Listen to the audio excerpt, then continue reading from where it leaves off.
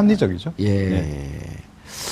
자, 블랙리스트 재판도 또 진행이 돼요. 아, 이게 뭐 사건이 대한민국 국민이 전체가 다 변호사 수준으로 이 법률 지식과 재판 정보에 대해서 알아야 되니 이거 어떻게 살죠 우리가 우리처럼. 그러니까요. 우리나라 국민들이 정말 이번 사건을 계기로 해서 예, 변호사 필요 없는 세상이 됐어요. 변호사들이 정말 살 곳이 없어지고 있습니다. 점점.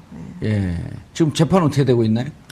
김기춘, 조윤선. 블랙리스트 재판이 사실은 되게 중요한데 그동안에 이제 계속 모르쇠로 일관을 해왔었는데 어제 뭐 나온 기사에 의하더라도 조윤선 전 장관 같은 경우에는 본인이 정무수석으로 그때 들어오면서 전임자로부터 브리핑을 받는데 처음에 웃고 있다가 나중에는 얼굴 표정이 굳어졌다는 얘기잖아요. 블랙리스트 관리 얘기를 듣고 특히 그것을 대통령이 직접 챙겼다 이런 얘기까지 들으면서 우리가 이런 것까지 해야 되냐 이런 얘기도 했었다는 거예요. 아, 조윤선 장관이? 네, 그러니까 이제까지 왜 부인하고 있었어요? 그러니까 그동안 부인했던 것에 이제 빼도 박도 못할 증거들이 그렇게 나와서 이제 아마 오늘 재판에서도 그런 것들을 들이대게 되면 좀 심경의 변화를 일으킬 수도 있다 이런. 누가요? 조윤선 전 장관이. 그리고 또 하나는 조윤선. 지금 그 진술은 조윤선 장관이 했다는 게 아니에요? 한 게 아니죠. 다른 사람이 이제 어제 다른 사람이 한 거고. 아, 조윤선 장관이 듣고 있으면서 전임 장관으로부터 전임자로부터 인수인계 받으면서 그 얘기를 듣고 얼굴이 굳어졌다. 처음에는 웃으면서 즐거운 마음으로 듣다가 이제 이렇게까지 해야 되느냐 이런 얘기를 했다는 그때 정무수석 인수인계 때 얘기를 하시는 거죠?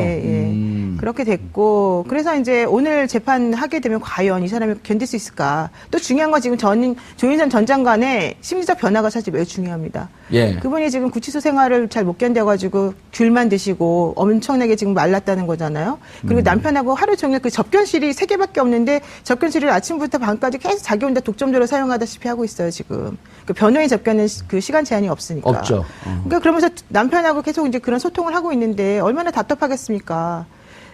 그런 여러 가지 것들을 지금 보게 되면은 본인이 빠져나갈 방법이 점점 없다는 것을 이제 깨닫게 되는데 이런 결정적인 증거까지 법정에서 제출이 되게 되면 사실은 이제 결정을 해야죠. 본인 스스로도. 계속해서 일관되게 부인하는 식으로 갈 것이냐 아니면 정말로 뭐 김영재, 김상만 그런 병원 그 원장들처럼 그냥 죄송하다 그러고 읍소작전으로 갈 것이냐. 사실 그럴 수밖에 없어요. 이미 조윤선 장관은 그쪽으로 좀 틀었다고 이렇게 보이지 않나요? 그렇게 될 수밖에 없죠. 얼마나 불안하고 강박 증세까지 보이는다는데 사실 그 안에서 잘 못 견디고 있는 게 사실이거든요. 안 갔다 와봤죠? 안 갔다 와봤죠? 저는 구치소는 안 가봤는데 이제 거기 들어간 사람들이 의뢰인들이 많잖아요. 제 의뢰인들이. 무척 떨죠. 아니 근데 두 부류가 있더라고요. 되게 적응 잘하는 사람들도 있고 저 같은 사람도 있고 그리고 또 적응 못해서 조금 말린 사람도 있어요. 근데 좀 지나고 나면 확실히 이제 얼굴들은 다 살이 좀 붙으셔서 세 번째 부류가 있어요. 어떤 적응 못하면서 잘하는 척하는 사람도 있어요. 연기하는 사람들 쪽팔리니까. 그럼 뭐 가면 우울증 이런 건가요? 가면성 우울증이요? 아니 참는 거죠. 참아요? 무너지면 지금 죽는다고 보고. 근데 이제 조윤선 장관 같은 경우는 정말 무너진 제가 거죠. 보기엔 무너지고 있어서 좀 걱정스러운 부분이 사실 있어요. 기자들 통해서 이종훈 평론가님 기자들 통해서 듣는 얘기는 정신 상태가 심각하게 무너졌다 이렇게 보도가 나오거나 혹은 정보가 이렇게 들어오고 있거든요. 아니 그러니까 조윤선 전 장관은 지난번에 그 청문회 할 때 우리가 확인했잖아요. 계속 몰아세우면 실토를 한다는 거죠. 그래서 참 행복하게 말씀을 하시죠. 소위 말하는 이른바 그 멘탈이 그렇게까지 강한 인물이 캐릭터가 못 된다. 그래서 그런데도 지금 갇혀 있죠. 게다가 이분이 또 얼마나 외모에 신경을 많이 쓰시는 분입니까? 이 피부 관리 굉장히 신경을 많이 쓰시거든요. 조금 위험합니다. 박근혜 전 대통령 못지않게 굉장히 그런 쪽에 신경을 많이 쓰는 걸로 알려져 있는 분인데 그런 것도 못하지. 그러니까 여성으로서 그런 스트레스가 엄청날 거예요 아마. 그런 것 때문에 아마 더욱더 지금 굉장히 좀 심리 상태가 불안정할 거다. 노영희 변호사님. 네.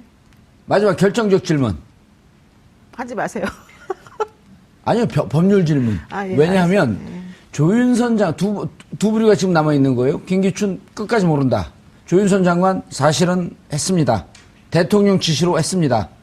그리고 인정하고 잘못했습니다. 라고 갔을 경우에 직권남용이란 말이에요, 이게.